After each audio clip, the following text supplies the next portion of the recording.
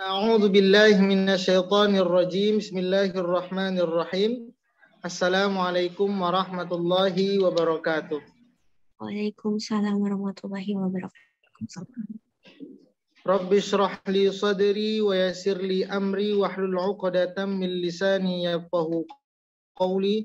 Alhamdulillahi rabbil alamin hamdan yuwafi ni'amahu wa yukafi'u mazidah. Ya Rabbana lakal hamdu kama yanbaghi li jalali wajhikal karim wa 'azimi sultanik. Allahumma salli wa sallim ala sayyidina Muhammad wa ala ali Muhammad walhamdulillahi rabbil alamin. Alhamdulillah, ibu yang dirahmati dan diberkahi oleh Allah Subhanahu wa taala. Pertama sekali marilah kita bersyukur kepada Allah Subhanahu wa taala. Alhamdulillah, hari ini Allah masih berikan kita nikmat iman, nikmat Islam, nikmat kesehatan dan kesempatan. Kita bermohon kepada Allah Subhanahu wa taala semoga dari seluruh nikmat yang Allah berikan kepada kita menjadikan kita hamba yang bertakwa di sisi Allah Subhanahu wa taala. Selanjutnya tak lupa pula kita berselawat kepada junjungan kita Nabi besar Muhammad sallallahu alaihi wasallam. Allahumma salli wa sallim ala sayyidina Muhammad wa ala ali Muhammad.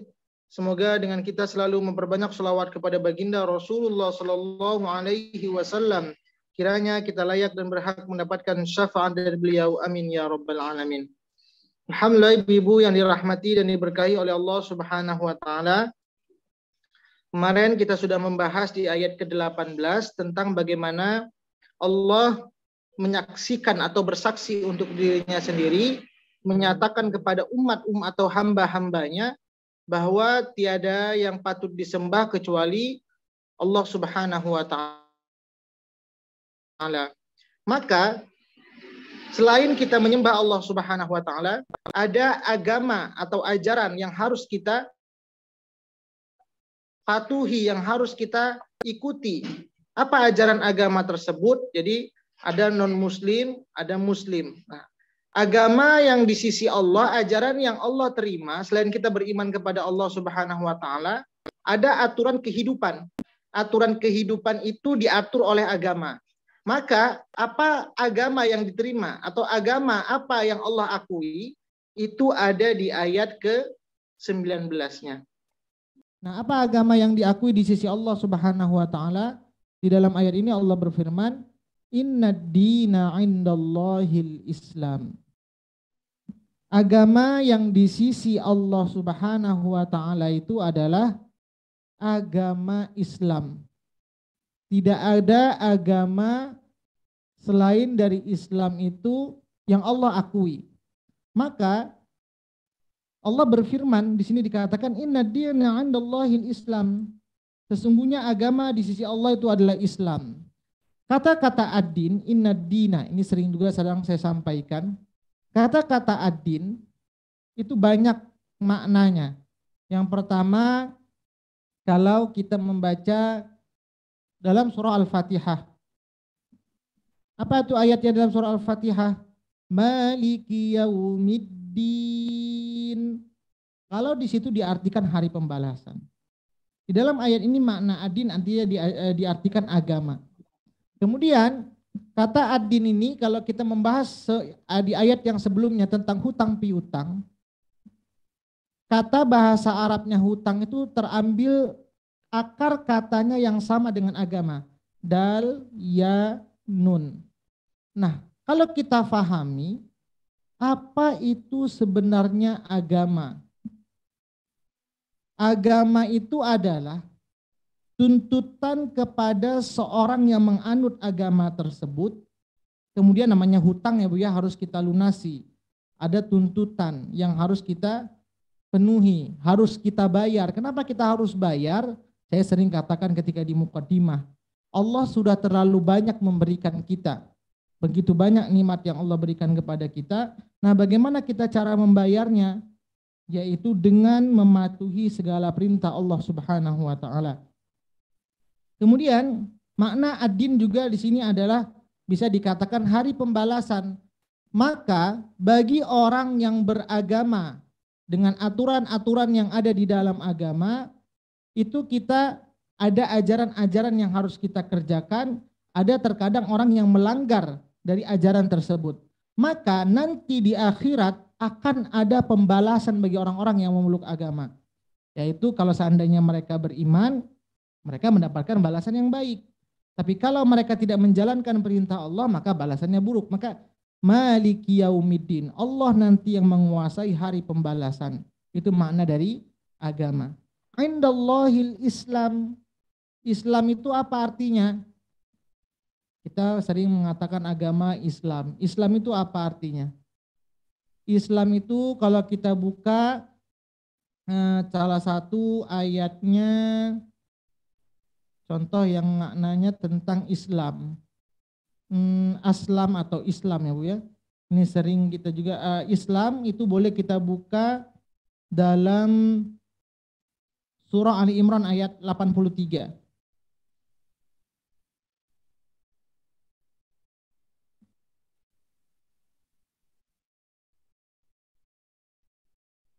Ya.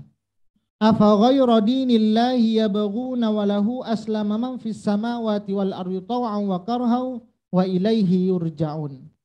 Jadi kalau kita baca terjemah, maka apakah mereka mencari agama yang lain dari agama Allah padahal mereka kepadanya lah menyerahkan diri. Jadi makna Islam di sini adalah berserah diri. Nah, orang yang menganut agama Islam, mereka memiliki kewajiban yang harus ditunaikan. Bagaimana cara menunaikan kewajiban tersebut? Dengan berserah diri apa yang ada di dalam aturan agama tersebut. Nah, bagaimana salah satu contoh yang berserah diri? Itu ada di dalam surat Al-An'am ayat 162-163. Al-An'am 162-163. Ini ayat ini sering kita bawa di dalam sholat. Qul inna salati wa nusuki wa mahyaya wa mamati lillahi rabbil alamin la syarika lahu wa bidzalika umirtu wa ana awwalul muslimin. Jadi orang muslim itu bagaimana? Di sini diartikan berserah diri. Katakanlah sesungguhnya salatku, ibadahku, hidupku, matiku hanya untuk Allah. Jadi apapun yang kita kerjakan di dalam rangkaian agama yang kita kerjakan, ada infak, ada sholat, ada haji, tidak ada sedikit pun terbesit untuk tujuannya manusia. Semuanya dikembalikan kepada Allah Subhanahu wa taala. Maka Tuhan semesta tiada sekutu baginya, dan demikianlah itulah yang diperintahkan kepadaku, dan aku adalah orang-orang yang pertama-tama menyerahkan diri kepada Allah. Jadi pengertian dari Islam itu, muslim itu adalah berserah diri. Wa ana awwalul muslimin. Jadi muslim Islam agamanya, muslim orangnya. Jadi artinya berserah diri. Nah, kalau kita melihat apakah Islam ini agama yang hanya dibawa oleh baginda Rasulullah saja, atau para rasul terdahulu sudah sama agamanya seperti kita, yaitu agama Islam? Kalau kita melihat juga di dalam Al-Quran Ibu ya, bagaimana salah satu contohnya Nabi Ibrahim alaihissalam. Kalau kita lihat Nabi Ibrahim itu agamanya apa? Kalau kita lihat agama Nabi Ibrahim dalam surah An-Nisa 125. Surah An-Nisa ayat 125. Apa agama Nabi Ibrahim? Waman ahsanu dinam mimman aslama wajhahu. Aslam, ini Islam maksudnya sini Bu. Waman ahsanu dinam mimman aslama wajhahu lillahi wa huwa muhsin wattaba'a millata Ibrahim hanifa wattakhadallahu Ibrahim khalila. Dan siapakah yang lebih baik agamanya daripada orang-orang yang ikhlas menyerahkan diri? Islam. Jadi agamanya Nabi Ibrahim Islam. Jadi agama yang dibawa Nabi Ibrahim untuk umat-umatnya Islam kepada Allah. Sedangkan dia pun mengerjakan kebaikan dan ia mengikuti agama Ibrahim yang lurus. Dan Allah mengambil Ibrahim sebagai kasih sayangnya. Itu salah satu contoh Nabi Ibrahim alaihissalam. Kalau ditanya apa agama Nabi Ibrahim, adalah Islam. Kemudian kalau kita melihat juga Ibu, Nabi Nuh alaihissalam, apa agamanya Nabi Nuh alaihissalam? Dalam surah Yunus ayat 72.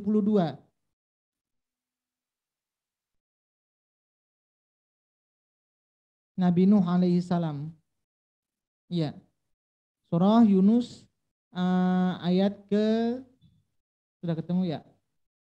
Ayatnya fa in tawallaitum fama sa'altukum min ajr in ajriya illa 'ala Allahi wa umirtu an akuna minal muslimin. Jika kamu berpaling dari peringatanku, aku tidak meminta upah sedikit pun daripadamu. Upahku tidak lain hanyalah dari Allah belaka, dan aku disuruh supaya aku termasuk golongan orang muslim, orang-orang yang berserah diri kepadanya. Ini adalah kisah tentang Nabi Nuh alaihi salam. Ketika ditanya apa agamanya, Nabi Nuh juga menjawabnya adalah, ini ucapan Nabi Nuh, orang muslim.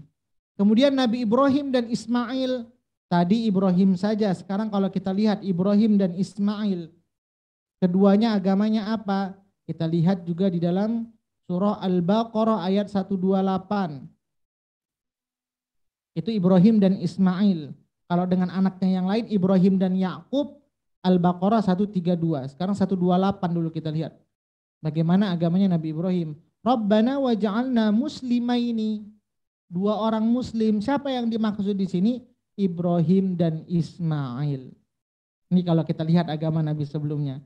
Atau dalam surah Al-Baqarah juga di ayat 132, wa wassa biha Ibrahimu banihi wa Yaqub ya baniya innallaha astafa lakum dina fala tamutunna illa wa antum muslimun. Jadi Nabi Ibrahim juga berwasiat kepada anak dan cucu-cucunya, jangan sampai kita meninggal dalam tidak keadaan Islam, beragama Islam. Kemudian contoh Nabi lain lagi. Ini kita meyakinkan bahwa bukan agama Islam ini agama yang dibawa Nabi Muhammad saja, tapi agama nabi-nabi sebelumnya. Kemudian doa Nabi Yusuf juga, salah satunya beliau mengatakan bahwa agama juga Islam. Nabi Yusuf contohnya dalam surah Yusuf ayat 101. Surah Yusuf ayat 101. Rabbi qad ataitani minal mulki wa 'allamtani min ta'wilil ahadits fatiras samawati wal ardh anta waliyyi fid dunya wal akhirah tawaffani muslima. Aku harus meninggal dalam keadaan muslim. Wal hikna bis shalihin. Ya Tuhanku, sesungguhnya Engkau telah menganugerahkan kepadaku sebagian kerajaan dan telah mengajarkan kepadaku sebagian takbir mimpi. Siapa ini sebenarnya? Nabi Yusuf alaihissalam. Ya Tuhan pencipta langit dan bumi, Engkaulah pelindungku di dunia dan akhirat. Wafatkanlah aku dalam keadaan Islam. Berarti agama Islam ini juga agama yang dianut oleh Nabi Yusuf alaihissalam. Dan gabungkanlah aku dengan orang-orang yang soleh. Itu Nabi Yusuf. Kita lihat lagi Nabi yang lain, Nabi Musa. Apa agamanya Nabi Musa? Agamanya juga sama, Islam, dalam surah Yunus ayat 84. Nabi Musa. Wa qala Musa ya qaumi in kuntum amantum billahi fa'alaihi tawakkalu in kuntum muslimin. Berkata Musa, hai kaumku, Musa mengajak kepada kaumnya. Jika kamu beriman kepada Allah maka bertakwalah kepadanya saja. Jika kamu benar-benar orang muslim atau berserah diri. Sekarang Nabi Isa, ada orang mengatakan oh Isa tuh Kristen atau apa semua Yahudi dan Nasrani atau Nabi Musa juga. Nabi Isa juga mengajak kepada umat-umatnya agar memeluk agama Islam. Mana contohnya, dalilnya Ali Imran 52. Nabi Isa juga mengajaknya itu Islam. Agama yang dianutnya Islam. Falamma ahassa Isa minhumul kufra qala man ansari ilallah qala al-hawariyuna nahnu ansarullah amanna billahi washhad bi anna muslimun. Maka tatkala Isa mengetahui keingkaran mereka Bani Israel, berkatalah dia, siapakah yang akan menjadi penolong-penolongku untuk menegakkan agama Allah? Para hawariyin, sahabat-sahabat setia menjawab, kamilah penolong-penolong agama Allah. Kami beriman kepada Allah dan saksikanlah bahwa sesungguhnya kami adalah orang-orang muslim yang berserah diri. Jadi ada sebagian pengikutnya umatnya Nabi Isa yang beriman. Maka agama yang mereka anut itu juga adalah agamanya Islam. Maka dari sini kita sudah bisa melihat bagaimana agama-agama para nabi terdahulu. Jadi agama Islam ini bukan agama baru. Agama yang semenjak dari bawah, dari Nabi Adam sampai sekarang semuanya adalah agama Islam. Maka di sini dikuatkan. Allah mengingatkan kepada orang kafir yang sudah Allah bersaksi, sembah aku kata Allah. Masih ada yang ngeyel, nggak mau, tetap kafir. Maka agama yang benar, aturan yang benar, tata cara, pengaturan dalam kehidupan yang benar itu hanya ada di dalam agama Islam. Maka di sini dikatakan inna dina 'indallahil Islam. Sesungguhnya agama di sisi Allah ialah Islam. Islam ini salah satu agama selain kita beriman, kemudian agama ini salah satu diterima atau tidak diterimanya amalan kita. Iman salah satu diterima amalan kita. Orang beriman maka apapun yang ia kerjakan, beriman yakin kepada Allah, maka sekecil apapun yang ia kerjakan Allah akan hitung. Ada orang yang juga dia tidak beriman, kemudian agamanya tidak Islam, maka seluruh apapun yang ia kerjakan juga itu tidak diterima oleh Allah Subhanahu wa taala. Jadi syaratnya itu selain beriman, maka agamanya juga harus Islam. Ada orang non-muslim memberikan sumbangan yang begitu banyak, maka apapun yang ia kerjakan, pertama dia sudah tidak beriman, kemudian agamanya tidak Islam, maka seluruhnya tertolak. Dalilnya Ali Imran ayat 85. Ali Imran 85. Wa may yabtaghi ghairal islami dinan falan yuqbala minhu wa huwa fil akhirati minal khasirin. Dan barang siapa mencari agama selain Islam, maka itu tidak akan diterima darinya dan di akhirat dia termasuk orang yang merugi. Maka apapun yang ia kerjakan maka sesungguhnya akan yuqbal, falai yuqbal, ditolak. Apalagi sini menggunakan dalam kaidah bahasa lan. Lan itu selamanya akan ditolak kalau dia selagi masih memeluk agama selain Islam. Maka apa salah satu keutamaan dari agama Islam ini sehingga menguatkan lagi keislaman kita? Yang pertama, Islam itu adalah agama wahyu yang ajaran agama di dalamnya langsung Allah yang memberikan. Bagaimana caranya? Melalui wahyu dan melalui Rasul. Jadi kalau ditanya, Islam itu adalah agama wahyu yang kebenarannya sudah pasti mutlak benar. Kenapa? Karena langsung Allah yang membuat perintah larangan yang ada di dalam agama tersebut. Ini salah satu dari agama Islam. Islam itu adalah agama wahyu. Kemudian Islam itu adalah agama satu-satunya yang benar. Jadi dia selain diturunkan dari wahyu, kemudian Islam itu agama yang benar. Jadi banyak agama macam-macam ya Bu ya, agama ya Bu ya. Nah, jadi dari sekian banyak agama itu ya agama Islam yang paling benar.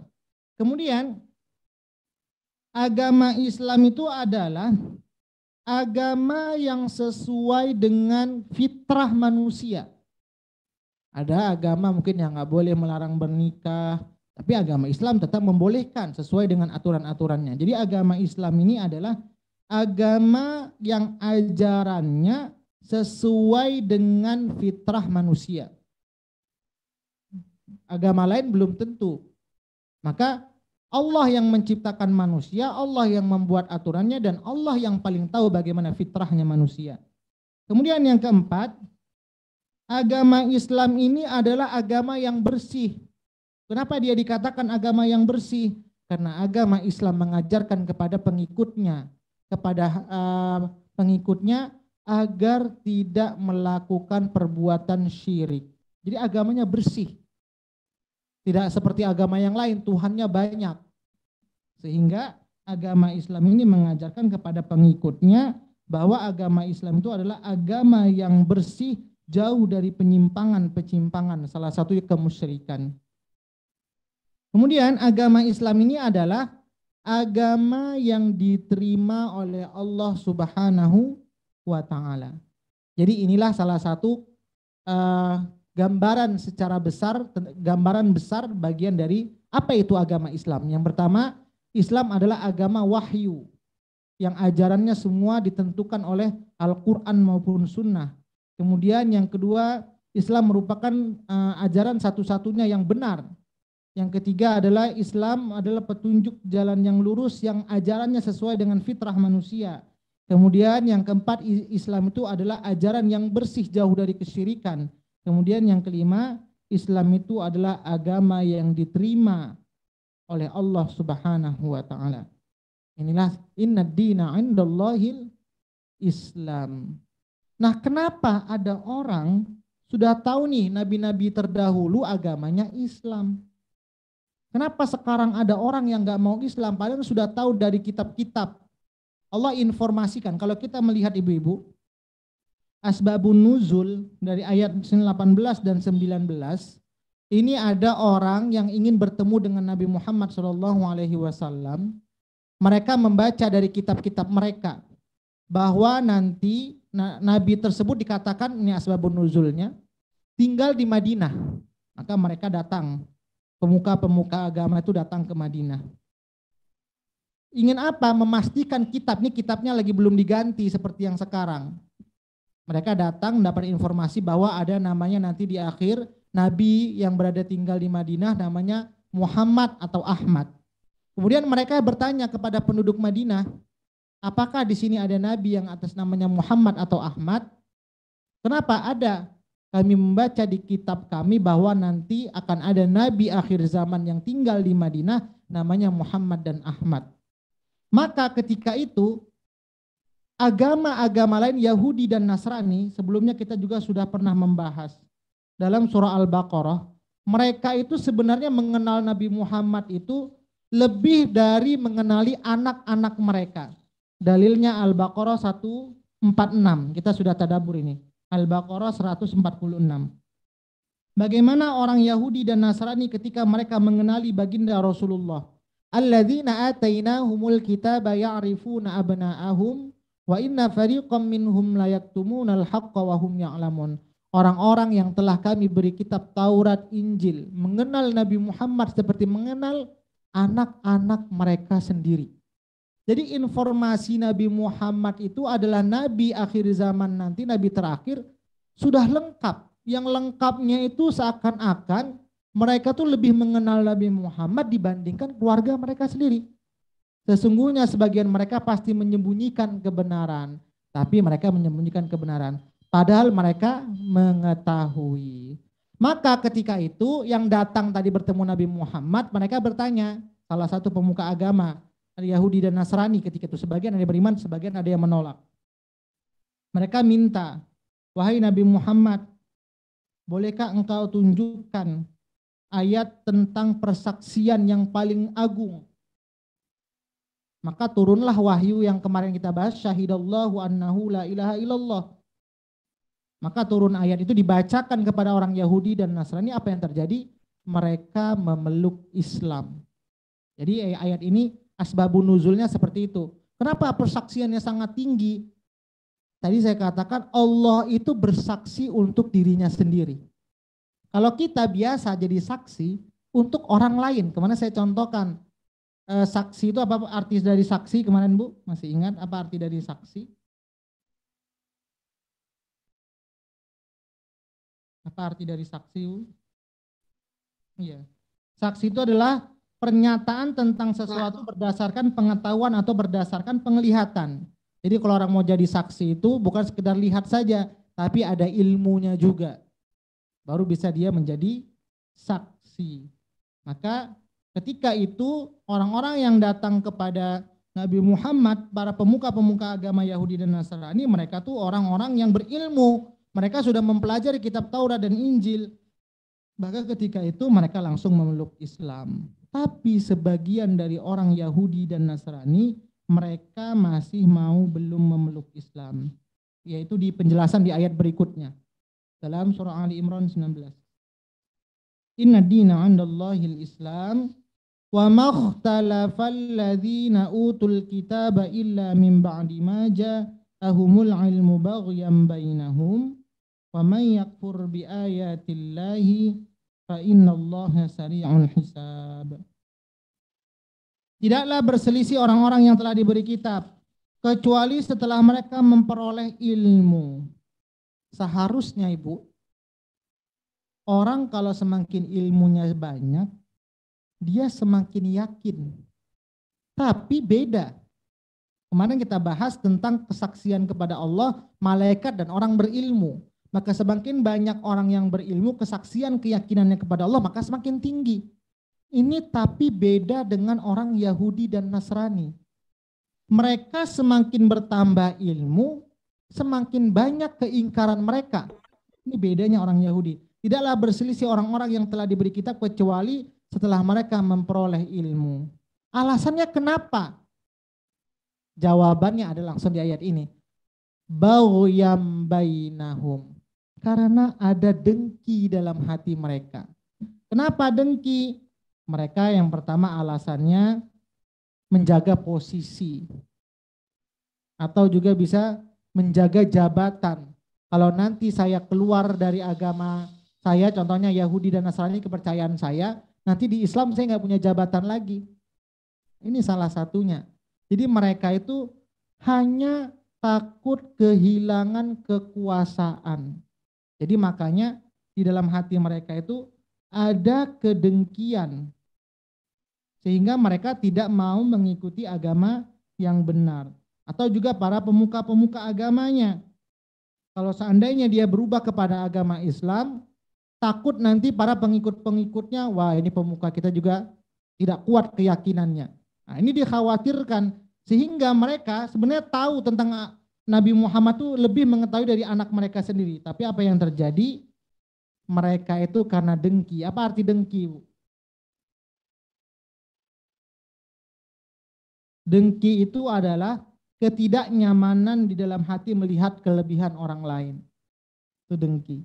Jadi ketika melihat Nabi Muhammad agamanya yang dibawa bagus, lebih baik apa dari kepercayaan mereka, mereka tidak mau mengikutinya. Jadi ada kelebihan di dalam agama Islam, tapi karena kedengkian yang ada dalam hati mereka, mereka tidak mau. Jadi kalau dilihat apa sebenarnya faktor-faktor dari kedengkian itu bisa hadir. Mungkin ini juga dalam diri kita. Salah satunya dengki itu datang karena kegagalan manusia mengukur dirinya sendiri. Jadi penyebab dengki itu datang, manusia itu dia tidak mampu mengukur untuk dirinya sendiri. Contoh, ada orang yang kaya, dia mampu, contoh sederhana dalam kehidupan ya Bu ya. Orang yang kaya mungkin beli mobil atau beli rumah, ada orang nggak mampu. Karena dia tadi ada sifat dengki, dia nggak bisa mengukur kemampuan dirinya. Sehingga apa? Bagaimana orang itu supaya saya jatuhkan atau saya ganggu orang tersebut, itu sifat dengki. Sehingga salah satu faktor kenapa kedengkian itu datang dalam diri manusia, karena kegagalan manusia dalam mengukur kemampuan dirinya. Itu yang pertama. Kemudian yang kedua, apalagi yang menyebabkan manusia itu melakukan perbuatan dengki, yaitu salah satunya kurangnya syukur atas apa yang sudah Allah berikan kepada dia. Jadi itu salah satu juga penyebab kenapa dengki itu datang. Jadi kemudian kenapa lagi salah satu dengki-dengki itu datang juga? Kurangnya meyakini atas apa yang sudah Allah berikan kepada ia. Jadi selain dia tidak bersyukur, kemudian dia tidak meyakini atau tidak mensyukuri, tidak meyakini apa yang dia tetapkan itu adalah sebenarnya sudah ketetapan dari Allah. Sehingga orang-orang yang seperti itu selalu mengacanya kepada orang lain. Sehingga inilah timbul rasa dengki. Dan inilah salah satunya bagaimana pemuka-pemuka agama Yahudi dan Nasrani, salah satunya mereka tuh sudah bertambah ilmu, bukan malah semakin dekat kepada Allah, tapi mereka semakin dengki. Kenapa? Karena dikhawatirkan ketika mereka pindah agama, nanti mereka di dalam Islam tidak punya kedudukan lagi. Sehingga takut mereka kehilangan apa yang selama ini mereka sudah punya. Tapi kalau orang bersyukur, dia meyakini contoh apa yang sudah Allah tetapkan itu sudah yang terbaik, pasti dia tidak akan mikir sampai ke sana. Tapi orang Yahudi dan Nasrani tidak. Maka di sini dikatakan wa may yakfur bi ayatillahi fa innallaha sari'ul hisab. Barang siapa yang ingkar terhadap ayat-ayat Allah, Apa itu ingkar ayat-ayat Allah? Orang Yahudi dan Nasrani saya katakan, mereka itu sudah membaca informasi tentang Nabi Muhammad itu dalam Taurat dan Injil, lebih lengkap lagi informasinya atau mereka lebih mengetahui dibandingkan anak mereka. Tapi apa seluruh informasi yang adalah kitab Taurat dan Zabur dan Injil, mereka ingkari semua isi ajarannya. Wa may yakfur bi ayatillahi fa innallaha sari'ul hisab. Maka sungguh Allah sangat cepat perhitungannya. Maka maksudnya apa ini? Azab atau balasannya. Bisa dipahami Bu ayat 19?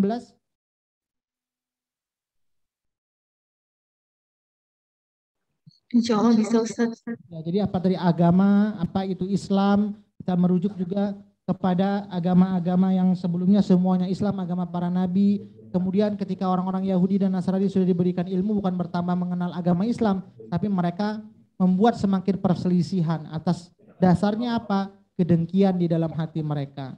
Kenapa mereka dengki? Padahal mereka sudah tahu isi-isi dalam ajaran kitab mereka, Nabi Muhammad itu ada nabi yang harus mereka ikuti. Tapi karena takut hilang kekuasaan atau jabatan, mereka juga tidak mau, sehingga mereka mengingkari ayat-ayat Allah, maka mereka akan mendapatkan balasan azab dari Allah Subhanahu wa taala. Ini karena sudah mau dekat asar, namanya cuma bisa satu ayat juga ini, Bu. Tidak bisa kita dua ayat. Ustadz, jadi korelasinya dengan ayat yang kemarin, kan kemarin itu Allah bersaksi, Allah sendiri yang bersaksi, kan ya Ustadz. Kalau Allah itu tidak ada Tuhan selain Allah gitu kan Ustadz. Benar, Ibu. Lalu di ayat 19-nya ini Allah menegaskan lagi bahwa agama yang benar itu Islam gitu Ustadz. Iya. Gimana Ustadz? Iya. Putus ya suara saya Ustadz. Jelas, lanjut Ibu. Iya, betul nggak gitu Ustadz? Ya, apa? Yang pertama kita yakini tentang keyakinan. Siapa Tuhan kita? Allah Subhanahu wa taala. Yang pertama membangun keyakinan. Yang kedua ketika sudah yakin, nggak mungkin kita yakin saja Bu, tapi harus diatur keyakinan kita supaya jalannya benar. Nah, apa yang mengatur keyakinan kita, apa yang membimbing keyakinan kita adalah agama. Itu korelasinya Bu. Ada orang punya keyakinan, contoh nih Bu ya, ada orang yakin mungkin, ya contoh bukan agama Islam, contoh. Ada orang yakin dengan berhala atau apa semua, tapi agamanya nggak ada yang mengatur gimana mereka menyembah berhala tersebut. Atau ada orang, contoh sebelum berhala atau pohon, orang menyembah apa keyakinan selain Allah, tapi tidak ada agama yang mengajak untuk menyembah Allah tersebut keyakinannya. Nah, Islam selain keyakinan kemantapan kita kepada Allah, ada ajaran agamanya yang ujung akhirnya mengantarkan keyakinan kita semakin mantap kepada Allah. Itulah Islam, Ibu. Ada orang punya Tuhan, tapi agamanya nggak ada. Ada orang yang punya agama, tapi Tuhannya nggak jelas. Nah, Islam, Tuhannya Allah jelas, agamanya jelas. Nyambung antara agama dengan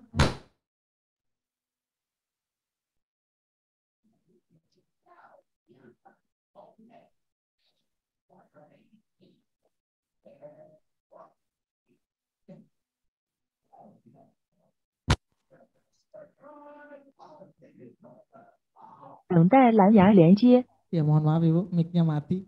Ya, jadi ajaran Islam ini adalah agama yang menyambung isi ajarannya dan kepada Tuhannya, yaitu Allah Subhanahu wa taala. Maka yang pertama membangun keyakinan, yang kedua agama yang mengantarkan keyakinan itu semakin mantap, seperti itu Bu. Itu korelasinya Bu Tutut. Bisa dipahami Bu Tutut? Bisa Ustadz, alhamdulillah. Jadi sebenarnya kita Ustadz kalau sudah Islam dari kecil gitu ya, kan selama ini orang-orang nganggapnya Islam itu hanya agama gitu maksudnya. Agama gitu, kita harus ritual sholat segala macam gitu. Tapi sebenarnya kita memang harus banyak ilmu ya Ustadz biar tahu betul gitu Islam bagaimana. Dan kan kemarin Ustadz juga bilang kalau misalkan kita Muslim itu Islamnya harus kafah gitu kan ya Ustadz. Benar, Bu. Jadi memang harus ilmu ya Ustadz, dengan ilmu ya. Di sini juga dikatakan cara mengenal Allah dibukanya dari syahidallah ini di ayat sebelumnya, orang-orang berilmu. Beda orang yang beriman, kalau yang kalimat syahidallahu annahu la ilaha illa huwa wal malaikatu wa ulul ilmi di ayat 18-nya, orang yang berilmu ini lebih menjelaskan orang yang beriman kepada Allah. Semakin dia berilmu, semakin mantap dia mengenal Allah. Tapi di ayat 19-nya, dia semakin bertambah ilmu, semakin ingkar. Ini beda antara orang beriman dengan orang kafir. Jadi ada tolak belakang di antara 18 dan 19. Contoh-contoh orang yang berilmu, kalau dia beriman semakin mengenal Allah. Tapi orang yang ingkar ditutup hatinya kepada Allah, semakin bertambah ilmu, semakin bertambah keingkarannya. Seperti itu, Ibu. Baik, Ustadz, tapi saya pernah ada teman saya gitu ngobrol ya Ustadz. Jadi beliau kan berhijrah gitu, tapi karena jadi semua kajian beliau ikutin gitu Ustadz. Tapi kan berarti memang kita harus berilmu gitu, tapi kan kadang ada Ustadz yang maksudnya kontroversial gitu Ustadz, maksudnya kontra gitu apa yang pendapatnya gitu kan, ada yang keras, ada yang gitu. Nah, kalau itu gimana ya Ustadz? Nah, kadang karena kita ilmunya masih belajar gitu kan, terus makin belajar Ustadz ini beda, Ustadz itu beda, Ustadz ini malah jadi bingung gitu Ustadz. Iya benar-benar Ibu. Nah yang pertama itu salah satu bedanya kalau kita belajar di universitas dengan belajar majelis taklim. Kalau di universitas itu dia punya silabus yang mengatur pemahaman itu sistematis. Contoh kalau kita belajar tajwid ya harus dari dasar, nggak boleh langsung ke mat. Ya, kalau dalam universitas ada silabus yang mengatakan dari bawah berikutnya. Nah kalau di pengajian tidak, temanya itu bebas. Sehingga terkadang ada orang yang ikut pengajian, dia langsung dapatnya dari atas, bawahnya nggak ada. Sehingga orang ini terkadang agak dalam memahami Islamnya tidak kafah, tidak sempurna. Ada yang keakibat dari situ keras. Padahal bagaimana cara berdakwah, cara mengajar itu kan ada tahapan-tahapannya. Kalau seandainya ini salah semuanya, dia ilmu dasarnya dia tidak ikuti, sehingga nanti mendapatnya juga dampaknya untuk diri kita juga kurang baik, Ibu. Boleh memang kita belajar, tapi kita harus tahu urutan-urutannya apa dulu yang harus kita pelajari. Yang pertama, kita harus mengenal mungkin tauhid. Baru setelah itu kan ilmu ada ibadah, ada tauhid, akidah, syariah, muamalah, Bu ya. Muamalah. Iya. Dan itu harus kayak pertama tauhidnya dulu dikuatkan. Nah, Rasulullah menguatkan para sahabat Nabi itu tentang ketauhidan selama 13 tahun. Maka kalau bahasanya di dalam Al-Qur'an itu Allah menggunakan bahasanya ketika ayat-ayat yang di dalam ketika turun di Mekah itu tidak ya ayuhan nas. Ya ayuhan nas itu kalau turun di Mekah. Nah, ketika di Madinah tauhidnya sudah kuat baru Allah memanggilnya dengan orang-orang yang beriman. Berapa lama memantapkan tauhid? Selama 13 tahun. Maka ilmu yang mendasar adalah tentang tauhid, meyakinkan, memantapkan kita kepada Allah Subhanahu wa taala. Baru sesudah itu tentang syariat muamalah, sholat gimana, contoh yang lainnya, sholat, puasa dan lain sebagainya. Tidak langsung ilmu yang khusus mentok tentang wah ini sunnah ini enggak, langsung menyalahkan orang lain. Nah, ini jadi salah.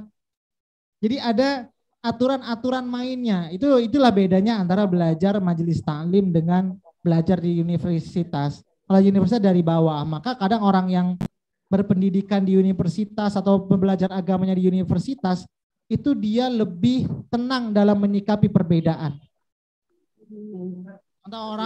Ada orang terkadang sekolah sudah sampai profesor, doktor. Dia mungkin dapat ilmunya di pengajian, ikut ngajinya baru 2 tahun, 3 tahun. Karena di pengajian ditelannya mentah-mentah, akhirnya dia menyalahkan yang doktor, yang dari pesantren, yang ustadznya hafal Quran, akhirnya menyalahkan. Itu sudah banyak terjadi. Nah, kenapa? Karena dia tadi ketika belajarnya tidak dari bawah, itu faktornya. Maka tadi boleh kita semakin banyak guru itu sebenarnya membuat kita semakin lemah. Semakin tidak keras. Jadi kita bisa membandingkan, oh sana di sini, sehingga kita bisa mengambilkan kesimpulan. Maaf Mbak Nila, satu lagi ya. Iya boleh Bu. Jadi Ustadz berarti kan saya pernah dengar tuh kalau Al-Quran itu turun ada secara yang mushaf sekarang sama kronologis gitu. Iya benar-benar. Kalau yang kronologis tuh berarti benar ya Ustadz, turunnya itu menurut prosesnya tuh akidah dulu, terus baru ibadah, baru muamalah gitu, betul ya Ustadz? Benar Ibu. Oke. Iya. Jadi itu kalau Ibu buka, ini kan Quran yang kita baca ini sesuai dengan surah. Ada namanya Tartibun Nuzuli. Itu ada namanya tafsir Tartibun Nuzuli. Pengarangnya dokter, saya pernah buat makalah dulu ketika kuliah. Nama dokternya saya agak lupa. Ketika kuliah saya suruh membahas tentang itu juga, bagaimana sejarah Quran itu diturunkan dari Al-Falaq terus-terusnya sehingga membangun akidah, keimanan, dan terus muamalah. Nah, jadi itu dia pertama. Pertama disuruh baca dulu, Iqra. Disuruh baca, sudah paham, baru nanti ditanamkan akidah, gitu, seperti itu. Makanya ayat terakhir itu yang Al-Maidah itu ya Ustadz, yang agama itu telah sempurna gitu ya Ustadz. Iya Bu, Al-Maidah ayat 3. Oke. Jadi tahapannya gitu. Pertama kita menanamkan keimanan kita mantap. Maka ini salah satu tadi kan syahidallah. Itu salah satu ayat tauhid itu sebenarnya. Kita bahas kemarin surah Al-Ikhlas. Itu salah satu ayat tauhid. Ayat kursi itu bagian dari ayat-ayat tauhid yang menguatkan Al-Hayyu, nggak ada yang bisa menghidupkan di dunia ini selain Allah. Nggak ada yang bisa ngatur semua yang ada di dunia ini setelah menciptakan selain Allah. Kadang kita Ibu buat sesuatu, kan Allah tuh maha menghidupkan dan mengaturnya. Ada orang yang mungkin buat robot atau buat mobil, ini menghidupkan benda, mesinnya Bu ya. Tapi terkadang yang buat itu nggak bisa mengatur secara detail. Berapa banyak ada orang, mungkin satu orang bisa membuat 10 mobil atau 100 mobil. Dari 100 mobil itu dia nggak bisa ngecek secara detail mobil yang dia sudah buat. Tapi Allah menciptakan hewan, menciptakan manusia, menciptakan tumbuhan, semuanya yang ada di langit dan bumi. Allah bisa atur secara detail dan Allah nggak pernah merasa capek dan Allah nggak pernah merasa ngantuk. Dan Allah nggak pernah merasa keberatan. Saya capek ini udah ngatur manusia. Enggak. Itu bagian dari ayat tauhid. Dalam hal menyembah, nggak ada yang Allah tuh nggak beranak seperti manusia. Tetap mengantungkan hidup kita juga kepada Allah. Lam yalid walam yulad walam yakul lahu kufuwan ahad. Itu salah satu bagian dari ayat-ayat tauhid. Ya. Oke Bu Tutut. Alhamdulillah clear Ustadz. Ada lagi Bu Dona.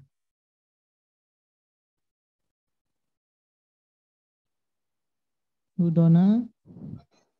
Iya Pak Ustadz, mau tanya, kalau misalnya kerja kan kayak kerja di sosial media, terus abis itu ada materi yang kita memang harus ngucapin selamat hari Natal, selamat galungan, selamat, tapi kita tuh posting aja, cuman kayak ngepost aja, cuman memang hati memang nggak tulus pengen nyelamatin. Itu gimana ya Pak? Cuman itu kan bagian dari pekerjaan. Itu aja sih Pak, makasih. Ini juga banyak perbedaan. Ini biasa hadir kalau di hari Natal sebentar lagi Bu ya. Iya Pak, saya harus ngepost nanti tanggal 25, tapi saya takut jadinya gimana ya, udah bertahun-tahun soalnya. Ini banyak perbedaan tentang pengucapan. Ada sebagian ulama mengatakan boleh.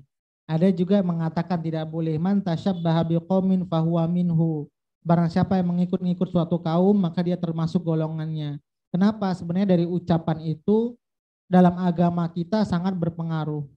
Contoh, orang kalau nikah itu yang sebelumnya haram jadi halal, kenapa Bu? Salah satunya ucapannya Bu ya. Saya terima nikahnya ini ucapan. Ucapan itu bisa langsung berubah. Yang dari haram ke halal. Ada juga contoh, saya nyembelih ayam, diem aja, saya potong. Tapi saya diajarkan bismillah. Berubah jadinya. Yang tadi ayamnya yang nggak pakai bismillah bisa jadi bangkai, yang kedua bisa jadi halal. Ini kalau yang mengatakan bahwa ucapan itu bisa berpengaruh kepada keyakinan. Masih banyak lagi contoh-contohnya. Contoh pernikahan, contoh juga talak, cerai. Walaupun bercanda bagaimana Bu, dianggap sah. Ya kan Bu ya, kita sudah belajar dahulu tentang talak cerai. Ada orang yang bercanda, dia ngomong ke istrinya, maka itu dianggap sah. Itu ucapan yang dari halal bisa ke haram lagi. Yang sebelumnya dari haram bisa ke halal, dari halal ke haram lagi. Maka itu hanya sekedar dari ucapan, walaupun bercanda. Maka wallahu a'lam, sebagian ulama yang mungkin lebih mengambil jalan tengah itu memperbolehkan. Ada sebagian, kalau Buya Hamka kita baca yang pertama sekali melarang di Indonesia MUI itu adalah Buya Hamka. Beliau yang berani tegas mengatakan bahwa tidak boleh, itu pada masa Buya Hamka ketika menjabat sebagai Majelis Ulama Indonesia ketika itu diangkat. Beliau tidak boleh, itu pada masa Soekarno. Nah itu, jadi wallahu a'lam. Saya juga nggak bisa pastikan nih Bu ya, tapi kalau saya ditanya, saya lebih kepada tidak. Bagaimana dengan tuntutan pekerjaan? Mungkin kita bisa meyakinkan di agama saya. Mungkin kita bisa. Mungkin kan yang namanya pimpinan itu mungkin dia memahami bagaimana keyakinan para anggotanya. Kecuali tadi kalau pimpinan dia nggak bisa memahami. Atau kalau mau posting ya minta tolong ke orang lain yang lebih agamanya mungkin yang sama. Seperti itu Bu Dona. Jadi saya nggak bisa pastikan, intinya ada ulama yang membolehkan, ada yang tidak. Tapi kalau saya ditanya, ya tadi yang ucapan itu bisa merubah situasi dari segi keyakinan kita. Orang masuk Islam gimana Bu yang harus diucapkan nih? Salah satu contohnya lagi. Ucapan juga. Asyhadu alla ilaha illallah wa asyhadu anna Muhammadar Rasulullah. Dari ucapan juga berubah jadinya. Seperti itu Bu. Baik Pak Ustadz, makasih. Oke Bu ya, jadi ucapan itu bukan mainan. Jadi ucapan itu bisa merubah sesuatu kondisi. Dari A ke B, dari B ke A, seperti itu Ibu. Ya, itu saja Bu Dona. Baik Pak, makasih. Ada lagi Bu? Kalau tidak ada kita cukupkan.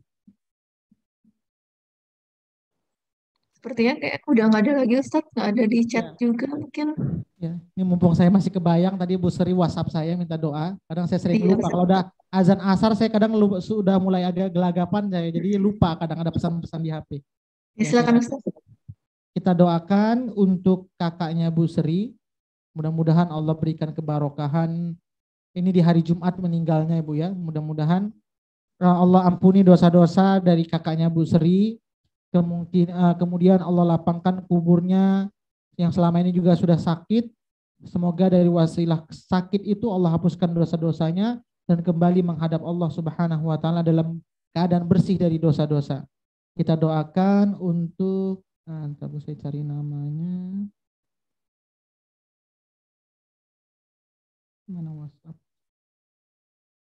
Namanya tadi siapa tadi namanya? Ntar Bu ya, saya lihat dulu.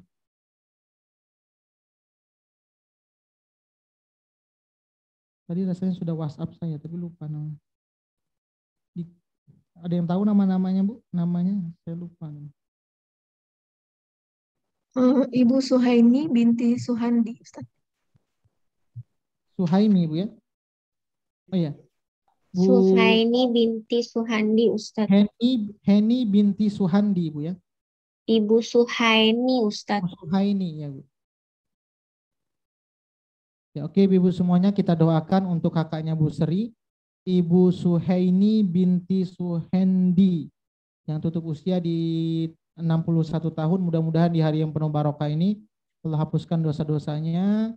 Kemudian ketika menghadap Allah Subhanahu wa taala membawa amal yang sempurna di hadapan Allah Subhanahu wa taala.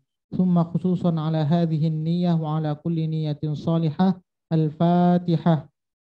أعوذ بالله من الشيطان الرجيم بسم الله الرحمن الرحيم الحمد لله رب العالمين الرحمن الرحيم مالك يوم الدين إياك نعبد وإياك نستعين اهدنا الصراط المستقيم صراط الذين أنعمت عليهم غير المغضوب عليهم ولا الضالين آمين. أعوذ بالله من الشيطان الرجيم بسم الله الرحمن الرحيم الحمد لله رب العالمين حمدا يوافي نعمه ويكافئ مزيده يا ربنا لك الحمد كما ينبغي لجلال وجهك الكريم وعظيم سلطانك. اللهم صل وسلم على سيدنا محمد صلاة تنجينا بها من جميع الأهوال والآفات وتقضي لنا بها جميع الحاجات وتطهرنا بها من جميع السيئات وترفعنا بها عندك على الدرجات وتبلغنا بها أقصى الغايات من جميع الخيرات في الحياة وبعد الممات. إنك سميع قريب مجيب الدعوات ويا قاضي الحاجات يا مجيب السائلين يا رب العالمين. اللهم اجعل ثواب ما قرأناه في هذا المحل من القرآن العظيم وما هللناه من لا إله إلا الله هدية منا إلى روحي Ibu Suhaini binti Suhadi من اجتمعنا هنا بسببه وتلونا القرآن العظيم من أجله وأنت الذي أعلى وأعلم باسمه يا رب العالمين. اللهم اغفر لها وارحمها وعافها واعف عنها وأكرم نزلها ووسع مدخلها واغسلها بالماء والثلج والبرد ونقها من الخطايا كما ينقى الثوب الأبيض من الدنس وأبدلها دارا خيرا من دارها وأهلا خيرا من أهلها وزوجا خيرا من زوجها وقها فتنة القبر وعذاب النار. اللهم اجعل قبرها روضة من رياض الجنة. اللهم اجعل قبرها روضة من رياض الجنة ولا تجعل قبرها حفرة من حفرة النيران. ربنا ظلمنا أنفسنا وإن لم تغفر لنا وترحمنا لنكونن من الخاسرين. ربنا تقبل منا إنك أنت السميع العليم وتب علينا إنك أنت التواب الرحيم. ربنا آتنا في الدنيا حسنة وفي الآخرة حسنة وقنا عذاب النار. وصلى الله على سيدنا محمد وعلى آله وصحبه وسلم. سبحان ربك رب العزة عما يصفون وسلام على المرسلين والحمد لله رب العالمين. Alhamdulillah Ibu, semoga Bu Sri dan keluarga juga diberikan ketabahan oleh Allah Subhanahu wa taala. Ini saja mungkin yang dapat saya sampaikan Ibu, lebih kurangnya mohon maaf. Assalamualaikum warahmatullahi wabarakatuh.